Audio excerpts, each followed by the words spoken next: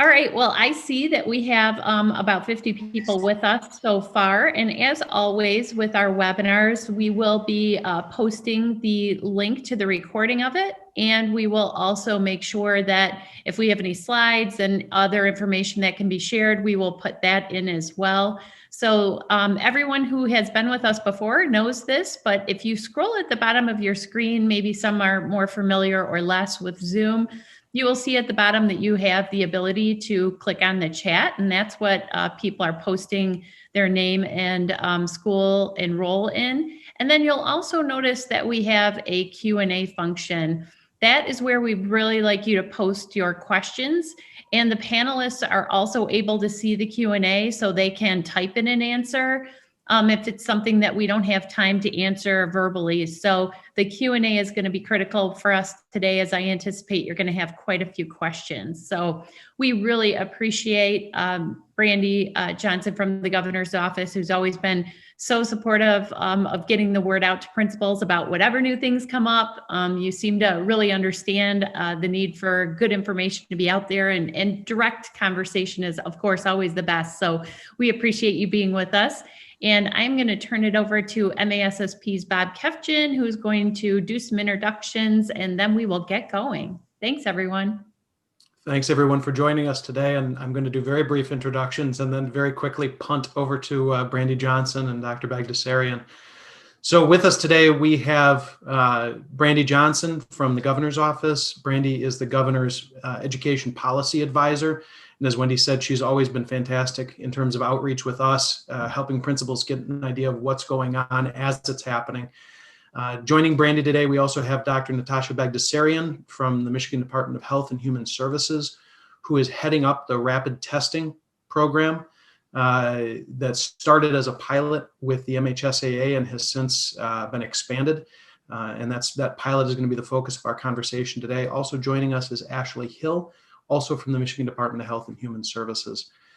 I'm going to stop there. I'm also going to stop my share and let you guys take over the conversation, since you know way more about all of this than I do. Thanks, Bob. Hi, everyone. It's so great to be with you. I really love this group. I think I have given my previous life with the Michigan College Access Network, I think I have a special affinity for high school principals, and of course Wendy and Bob. So it's truly a pleasure to be with you today. Want to extend my most sincere gratitude on behalf of the governor for all that you do day in and day out to serve your students. There is no doubt that this has been the most challenging time that we have all had to endure as leaders, and I'm incredibly grateful for your persistence and your resolve in serving students. So I'm going to kick it off and then again try to quickly hand it over to Dr. B, who can get really into the details of what we're talking about here today. As Wendy and Bob mentioned, please do use the Q&A function. That's the right one we're using, right? For Q&A. Throughout it, I'll respond to questions, and my colleagues from MDHHS can respond to questions sort of in real time, so we can get to as many of them as possible. That works really well for us. So, you know, the last week and a half has been pretty exciting for all things K-12 education. From at least my seat, we made several big announcements. Last Wednesday, we announced the expansion of the vaccination prioritization schedule, allowing for 1B, a partial 1B to start this week, which allowed educators to begin to get vaccinated. I know county health departments are all over the map in terms of the supply that they have available, but so please be patient, but just know how important you all of you are, and how much we want to support getting vaccinations out to you as quickly as possible. That kind of teed up nicely the announcements that the governor made a week ago today, and that is that she was announcing a goal that all school districts offer an option for in-person learning no later than March 1st and earlier if possible. we know, and the governor knows, that the value of in-person learning for our kids is immeasurable, and we have to do everything we possibly can to help them get back into the classroom safely.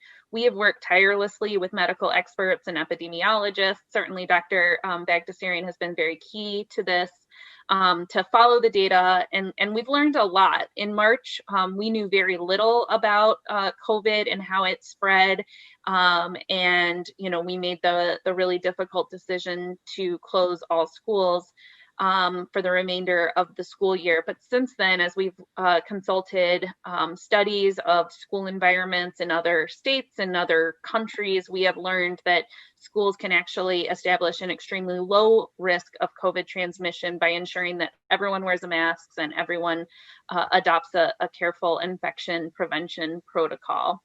And we will continue to use that fact-based approach as we proceed. However, as rapid testing expands and our availability of rapid tests expands, we have even more tools to make schools safer for students, educators, and others. So we're really excited to announce that we can now deploy rapid testing into school environments. As you all know, probably better than any other group we worked with, we partnered with MHSAA to allow their student athletes to finish the 3 sports that had yet to complete their postseason. While, of course, deep down in our hearts and souls, it made us feel really good to let those student athletes proceed with finishing out their championships and getting closure from the season. That was like a bonus. Our fundamental motivation was to identify a quick experimental group to try to see if we could in fact deploy in school settings. So we wanted to learn how we could use these tests with educators, i.e. the coaches, and as well as students, and kind of work through some of the logistical hurdles that this would take, and to see if this is something that even would be valuable at all. So that was our motivation for doing this MHSAA pilot, and it helped that they were a really willing, for the most part, audience to get this right, because they had such a strong motivation to play. And so what we learned is that it was largely very successful. We worked out a lot of the kinks in terms of how to deploy this, but ultimately, based on what we learned, we concluded that we could and ultimately would roll out this voluntary program to offer weekly testing supplies to schools to provide rapid antigen COVID tests to educators across the state. And again, this is all in hopes of really maximizing the opportunities for students to have face-to-face, in-person learning. So again, thank you to all of you who have just done nothing but step up and lead, and provided our students with the best support and best education possible. So with that, I want to turn it over to Dr. Bagdasarian, who will go a couple levels deeper into what this antigen testing program can look like in partnership with your schools. So thank you very much, and take it away, Dr. B.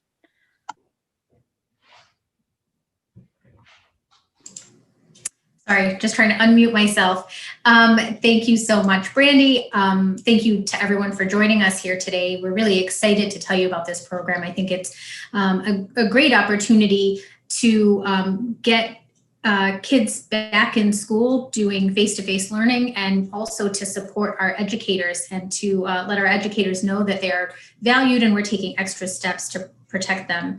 I will share with you a few slides and go into some more detail. Brandy's given a great overview of the program, and maybe I'll just talk about a few more details about the program. I'm just starting out here with a screenshot from the guidance that we recently put out and is available on our website. And what we tried to do with these guidelines for operating schools safely was to distill the evidence that we've accumulated over the last several months and really put forward the best practices, the things that we think make schools the absolute safest they can be right now. And it's much shorter than previous guidance and really highlights the things that we think from a public health and scientific background make schools as safe as they possibly can be. We have added in a part about testing, and you can take a look at that.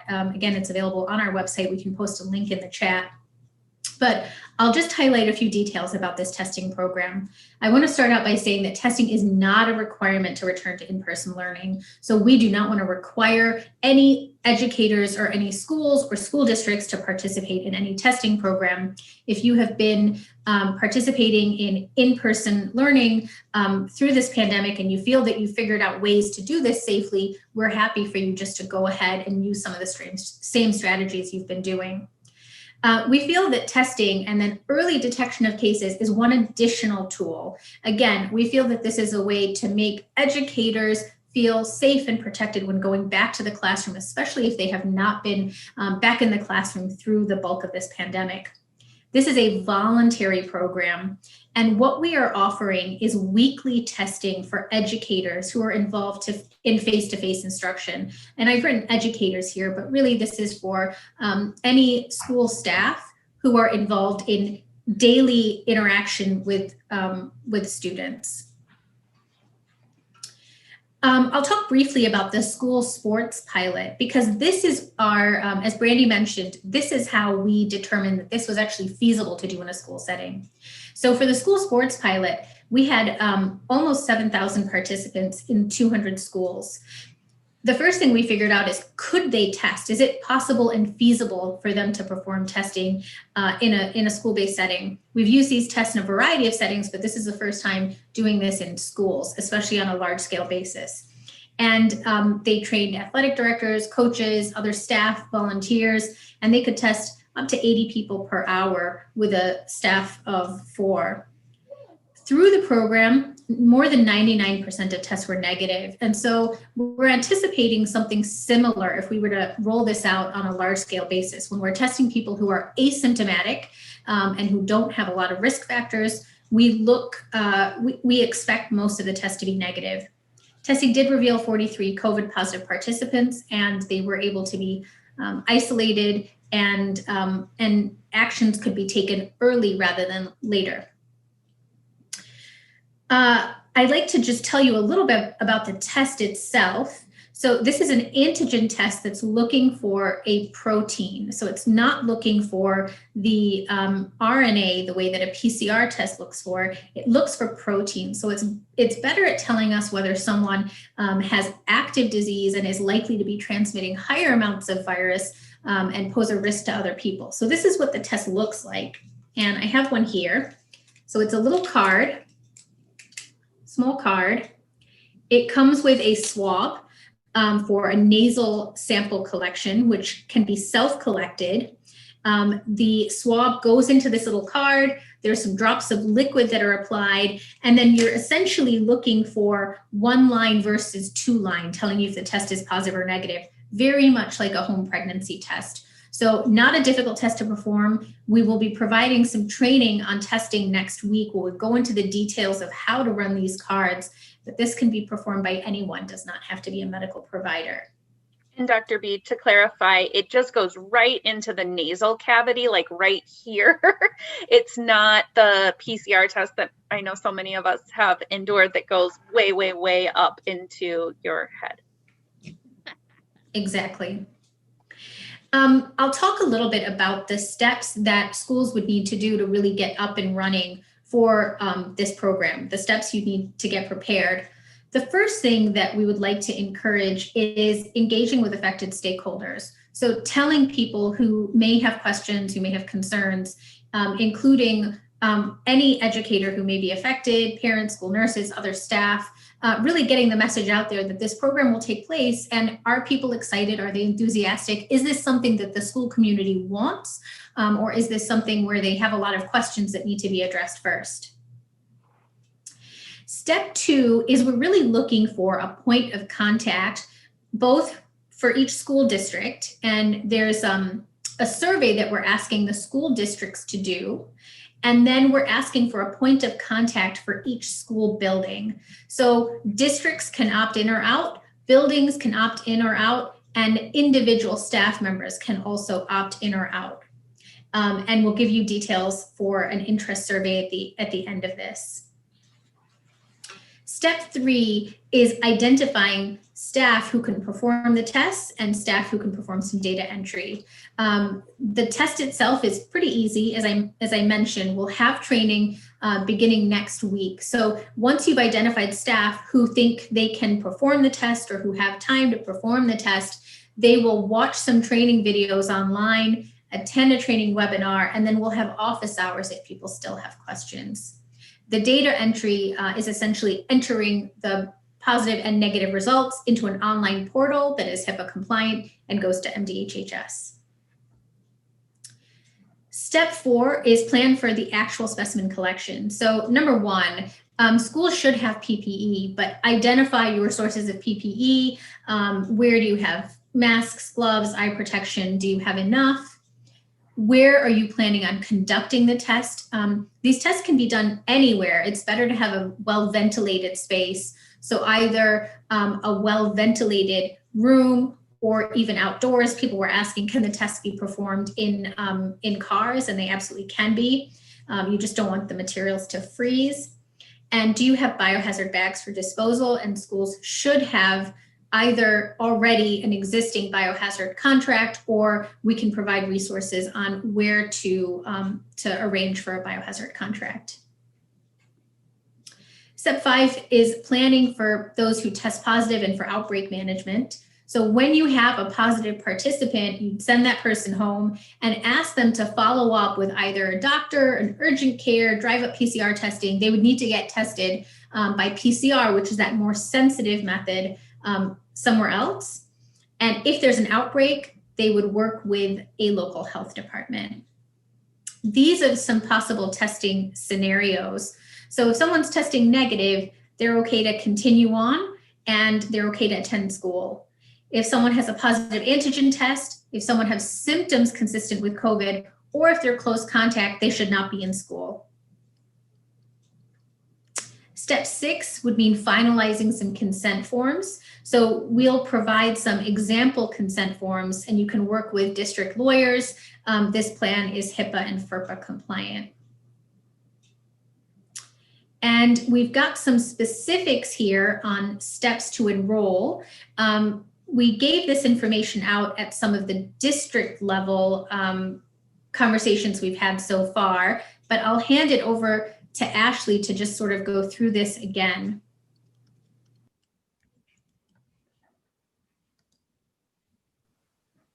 Ashley, you're muted. I just noticed. Zoom was telling me. Thank you. So yes, as Dr. Bagdasarian said, we're asking for districts that are interested to fill out this survey. Hannah very helpfully put the link to the survey in the chat as well, but fill out this survey. And that's really for our planning purposes. That's for MDHHS to learn more about how many people you think you may be testing each week and to help us get ready to supply you with the COVID tests you'll need to administer the test. It's also to help you start thinking about your plans to administer the test. So who might you use as that district point of contact? And then we ask that you start reviewing the enrollment materials. So those are posted up on our website. It's michigan.gov/school COVID testing.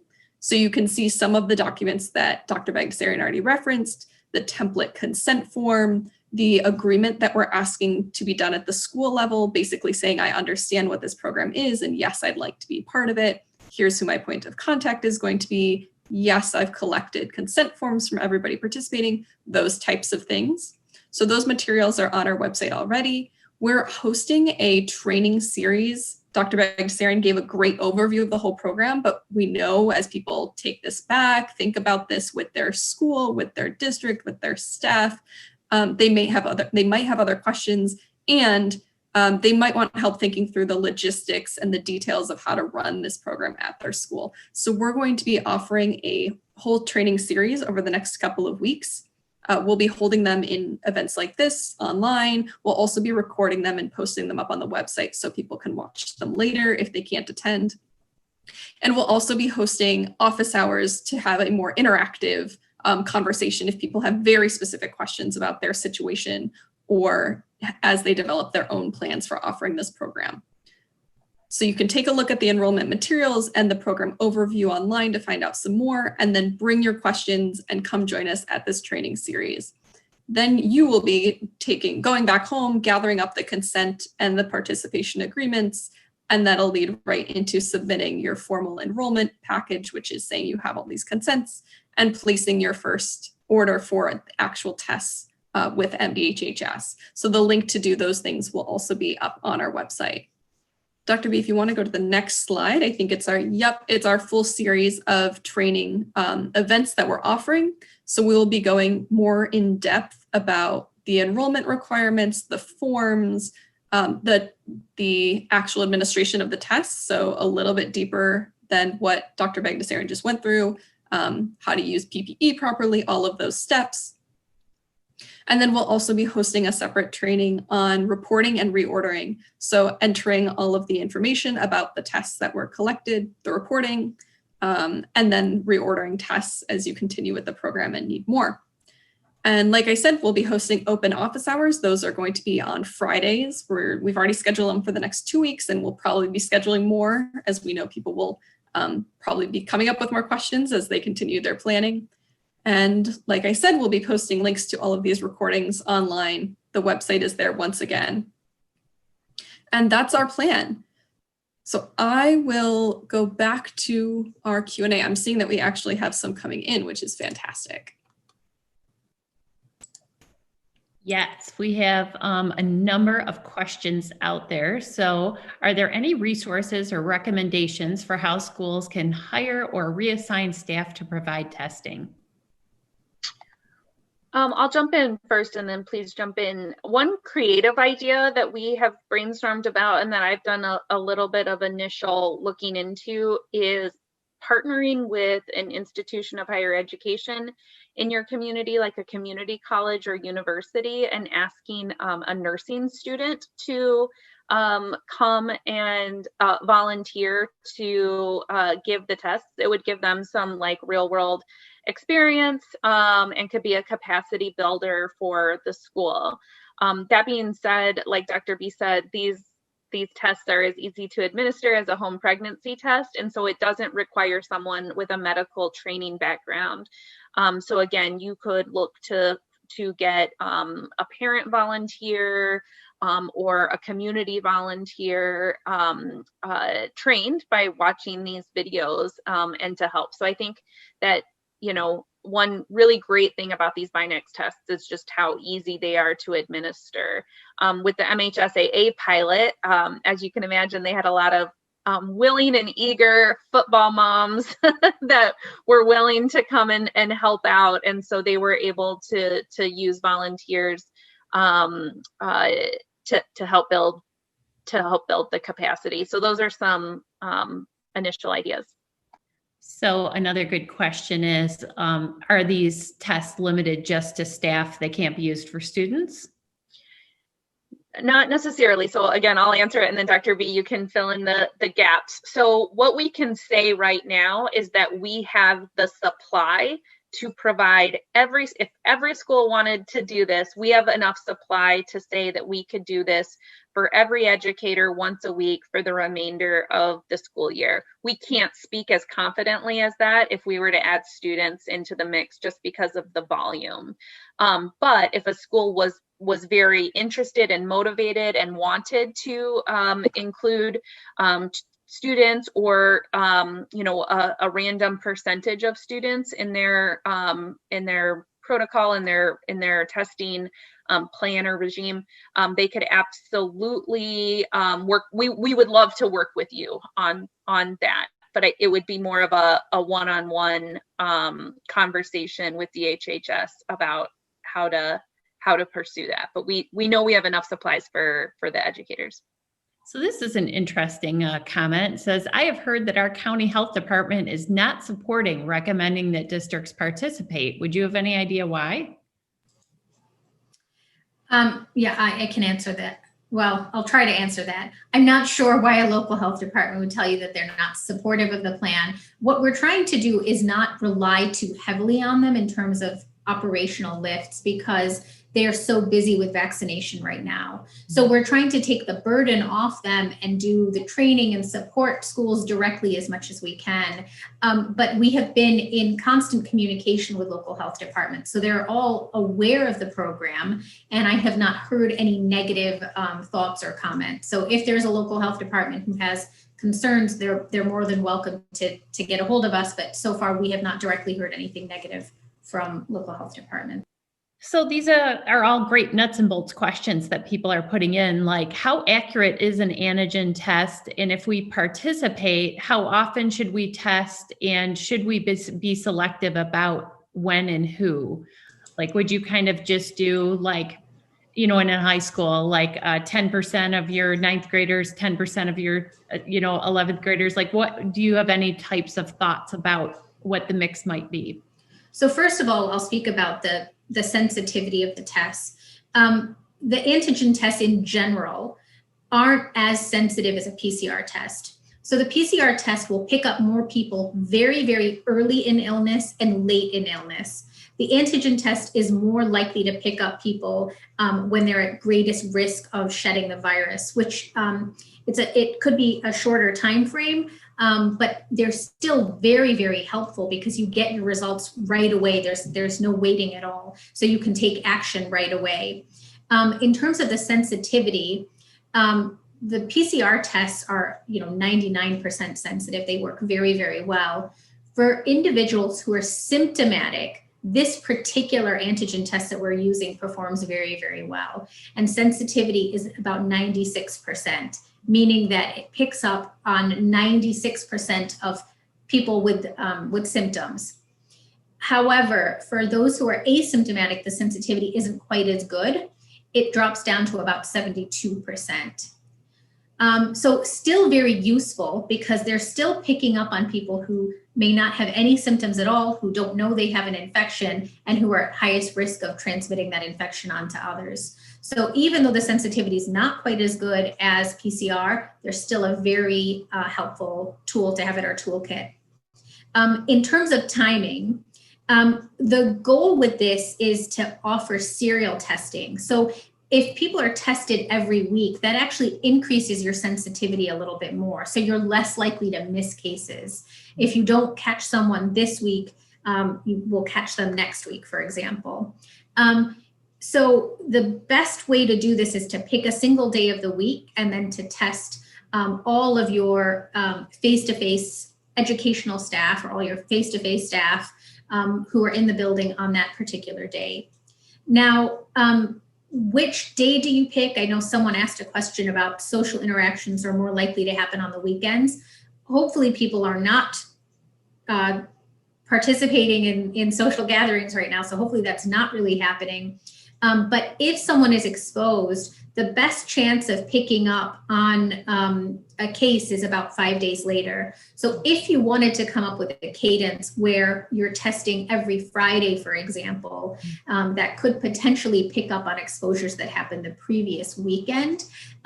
Testing on Fridays is something that we have spoken about a little bit, because if you're testing on a Friday, you would have some time over the weekend to arrange for substitutes if people test positive or if you need to quarantine people. So that might give schools a little bit of flexibility in terms of staffing issues. The other part of the question was testing students. And again, that's not something that we're offering. We're offering testing for staff at the moment. And the reason we're picking staff is because, number one, we're limited in terms of the number of tests that we have. Also, staff are older, more likely to have complications as opposed to children. And we have found, looking at data, that staff to staff transmission actually seems to be the riskiest type of transmission in a school environment. And it just has a lot to do with lung capacity and the amount of droplets adults are putting out versus the amount of droplets that kids are putting out. Older kids may also be high risk, but we simply don't have numbers of tests to support student testing at this time on a wide scale basis. Okay. So what about, I have heard principals who are doing rapid response testing right now for their athletes kind of complaining a little bit about the paperwork and the data that needs to be entered and things like that. So would that same process be in place doing this for adults and for your staff? If you're talking about people participating in the school sports pilot, then yes, it's the same process. Okay. But again, all voluntary. So if you if it seems like this is operationally too difficult, schools or school districts don't have to participate. Yeah, and again, correct me if I'm wrong, but I believe they are looking at ways to better streamline the data reporting system that we use, that it hopefully will not be as labor intensive as what the athletes were doing in December, but to, just to put a finer point on it, yes, to participate, there would be a data entry component to it up into this portal that again is HIPAA compliant, and takes privacy concerns extremely seriously. But so just wanted to say that. And to clarify, Brandy, with the sports pilot, we're talking about 3 times a week testing. This is once a week testing, so it'd be about a third of the follow-up reporting, if I'm understanding the process correctly, right? Yeah, and hopefully even less, because like I said, there has been some I think they've made some improvements to the portal. Okay, what about, have there been a lot of false test results or false positives? No, the number of false positives are actually very low. So that's the specificity of this test, and the tests are actually performing quite well. So in our sports pilot, I think we had about 4 or 5 false positives, and this is out of 12,000 data points. So Brandy, I don't know if you've thought about this yet, or if there's been any discussion. Obviously, we did the sports pilot. Do you anticipate using that for sports teams in the future again? No, and really that's because of limited supply, for the same reasons why we can't say that we can make this available to all schools that want to test, all students that want it. We need to lead with our values, and to us, our value is getting kids back to in-person learning and academic recovery with face-to-face learning from their educators. I'm a huge sports fan.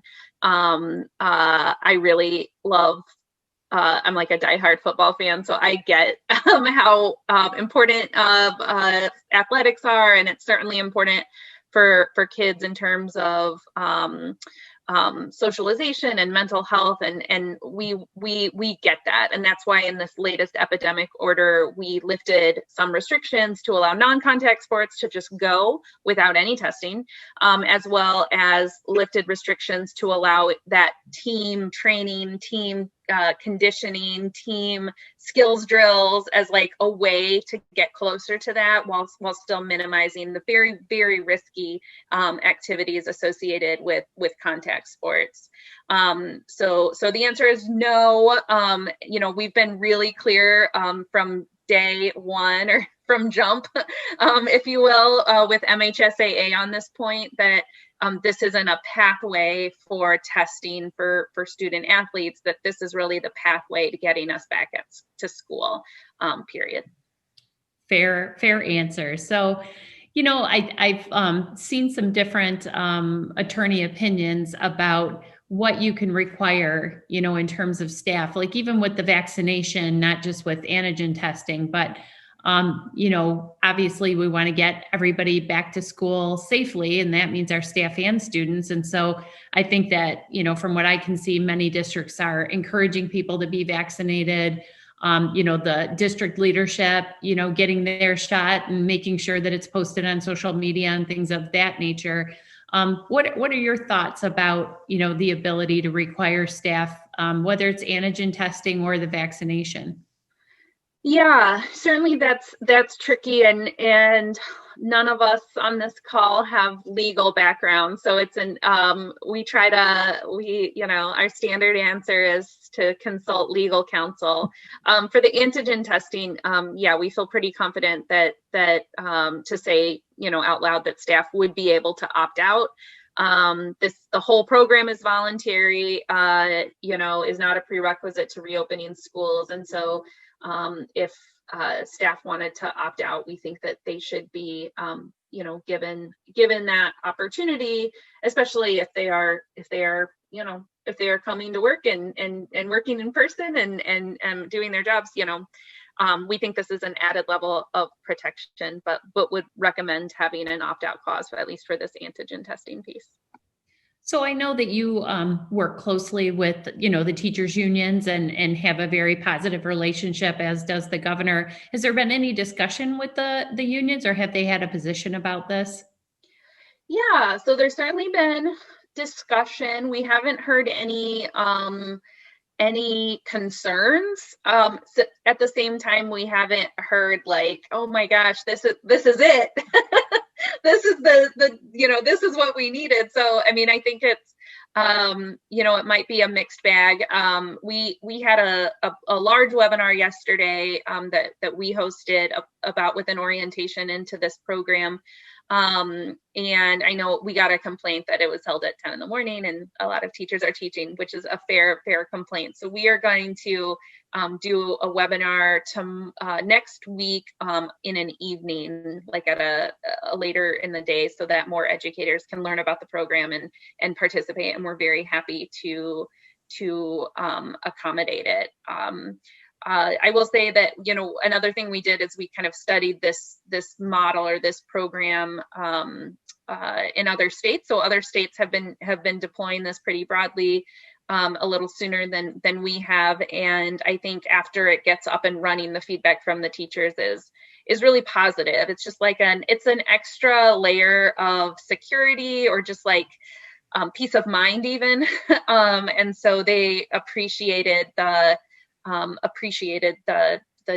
investment of these weekly tests. They're not perfect, as Dr. B said. They're obviously not a replacement for continuing to wear masks and keep distance and washing hands, but it's just yet another layer of security, particularly given this phenomenon where we've seen some of the most concerning rates of transmission, not from student to adult, but really from adult to adult.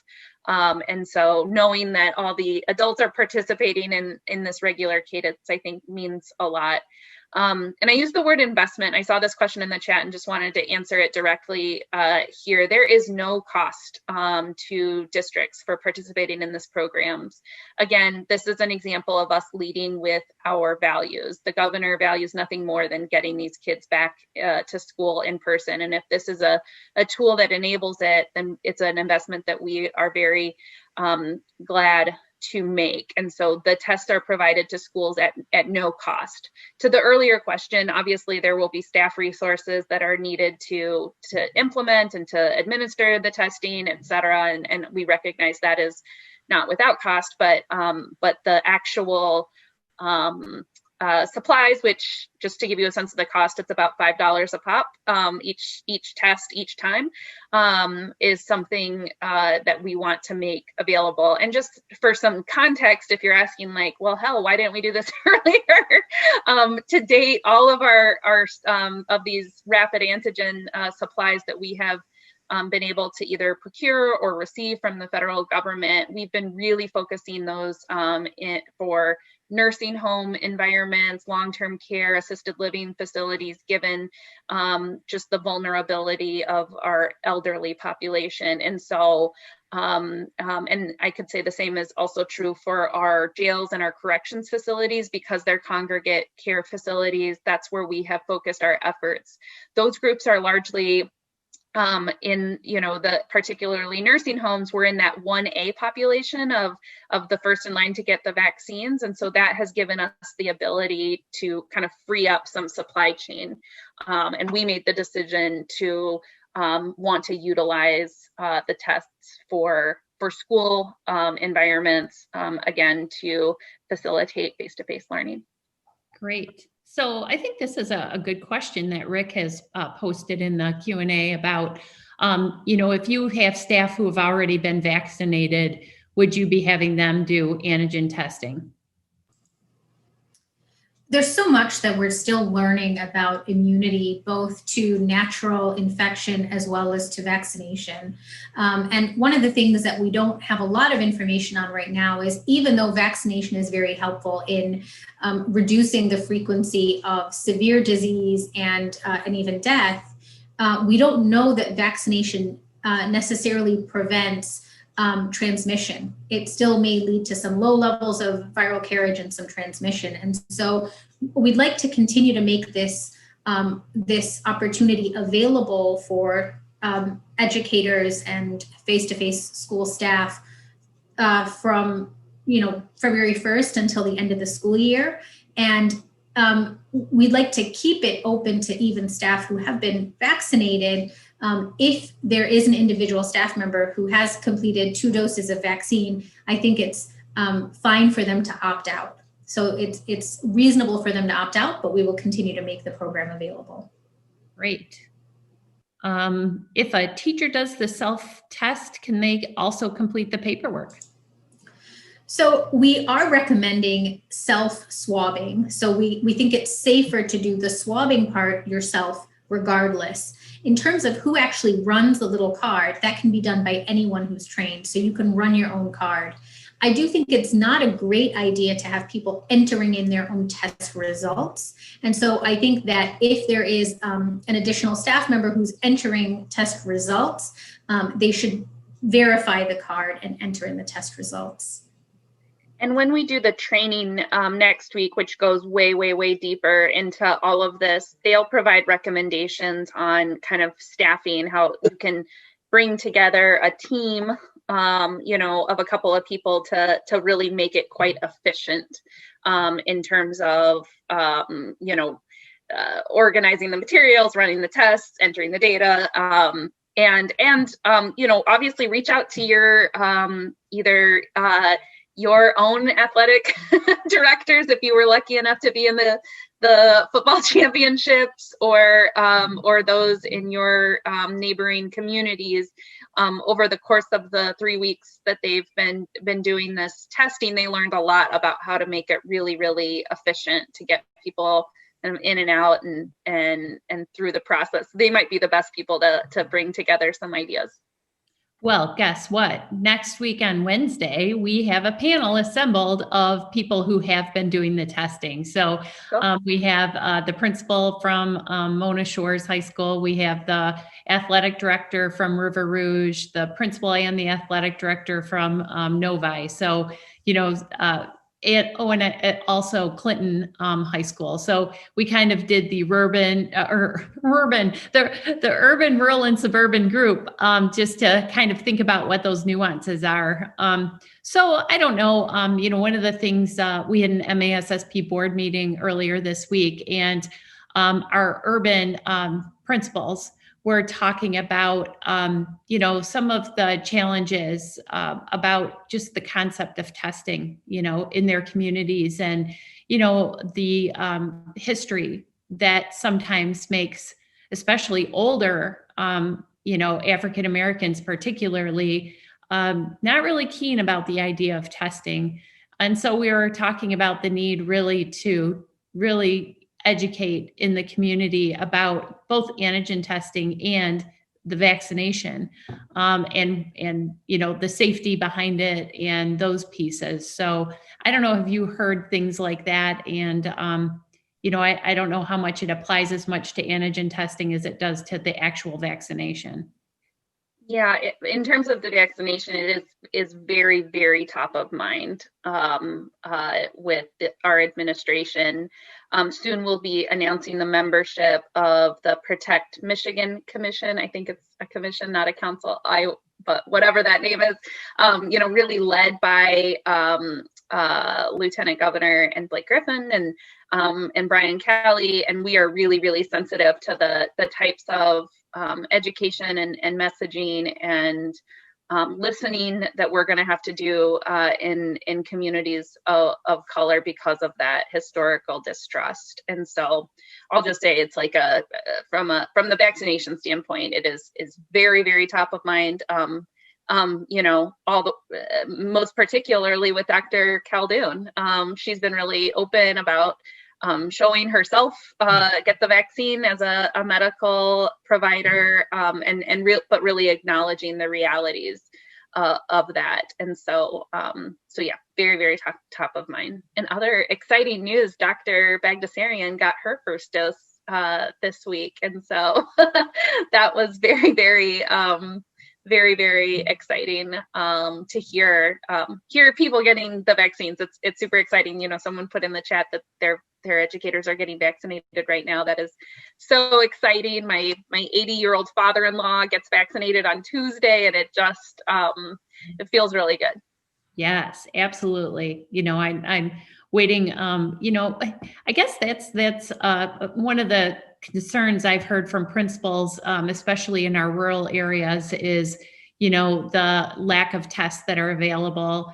And the other complaint I see from educators, you know, really statewide, is that, you know, it's really hard to get into test because the health department is only offering them from like 9 to 4. And, you know, so they're having to leave school, and there's no subs available right now, as you know. And so that's a particular issue that I'm hearing, and a lot of complaints about that factor. And then from the more rural areas, often that there just aren't enough tests available. So, you know, I saw a post from, you know, a teacher in Warren Woods district. I saw one in Utica and one in Warren Con specifically, saying like, why are they not coming to our schools?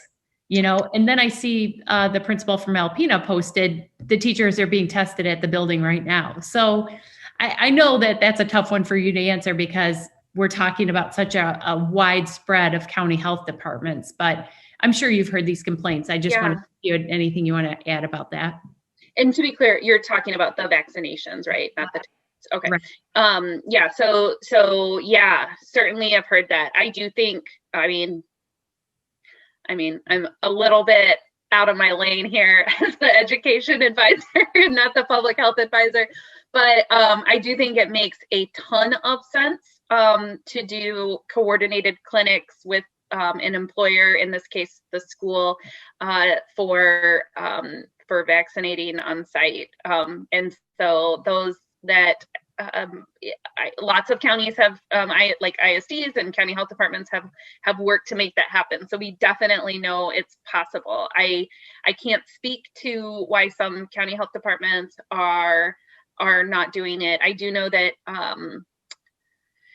you know, the county health departments do have some they have lots of discretion about what to do with the tests that are coming their way. And some feel very strongly that they have not gotten far enough with 1A, that they don't feel comfortable sort of jumping in aggressively with vaccinating 1B. I've talked to some local health departments that they feel strongly that the 65 and older population needs to be prioritized above essential workers. And so you know, they have some discretion. Dr. Caldoun has gone out of her way to make some recommendations. You know, obviously the governor has done messaging about the importance of vaccinating educators as quickly as possible. So I feel you, and, you know, I hear you, and I hear those complaints. If there's anything I can do to help run interference, I'm happy to. Never, yeah, I've learned a lot in this role over these last 10 months as someone with absolutely no medical background. But I do a weekly call with the local health departments to talk about school issues and to sort of advocate nicely on behalf of schools, and to preview, you know, tell them that this high school pilot, this athletic association pilot is coming, and how we're going to make changes to non-contact sports, and sort of preview those things and talk about it. And so it's a real helpful opportunity. So if there are messages from any of you that I can help get across, I'd be really delighted to. Well, I definitely think that the idea of expanding the hours and the idea of considering doing on-site, or at least within the district. So if they just go to the high school and the elementary is only 5 minutes away, you know, that's a different issue. So things like that, I think, would be very much appreciated and very helpful. So those are like probably the biggest issues that I've heard out there, and just the number of tests available. And, everything I'm reading is that we should see an increase in the pipeline pretty quickly in terms of the number of vaccines available. Yeah, we're getting them as quick as we can. I heard some a bit of an unfortunate news this morning. We thought we were going to be getting 300,000 new doses next week, and it looks like we're just going to get 130,000.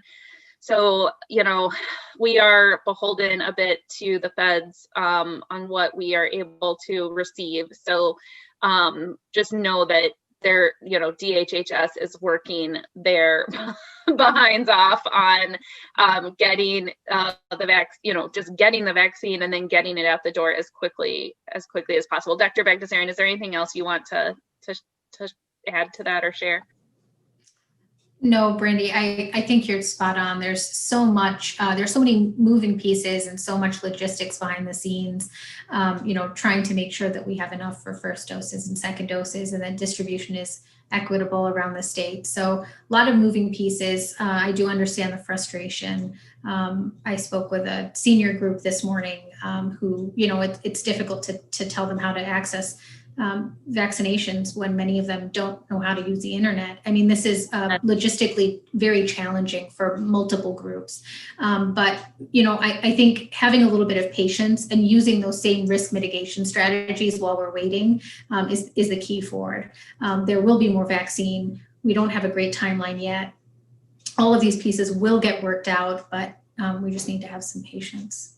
Yes, amen to that piece about the seniors and the technology, because we have gone through this with my mother. And of course, we ended up just forget it. I'll sign you up myself. I'll watch for the alerts and get that taken care of. So, but trying to, her anxiety about wanting to do it, but, just not being familiar with signing up for an alert and all of those pieces. So for sure, I'm glad that you heard that, because that's definitely concerning. But on a positive note, I did hear from a friend of mine that her grandmother was called by the local Walgreens and said, let's get you signed up for your test. So I definitely think that there's some outreach going on, just regionally on those pieces as well. So I just want to thank you both. I think we've exhausted the questions for today. And I know you are doing so many of these webinars and so much of this outreach. So we really appreciate you taking the time to be specifically with secondary school principals today. As I mentioned, we will, we did record this, so we will post it and continue to get the information out. And Brandy, you mentioned that there was going to be an evening webinar. I'd love to be able to advertise that to our members as well, just in case they missed it today and now they're like, oh, I better catch up with what's going on. Yeah, absolutely. I will send you that link. I put my email in the chat as always. I'm always very delighted to hear from any of you, not just Bob and Wendy, but always. Mostly Bob. Mostly Bob.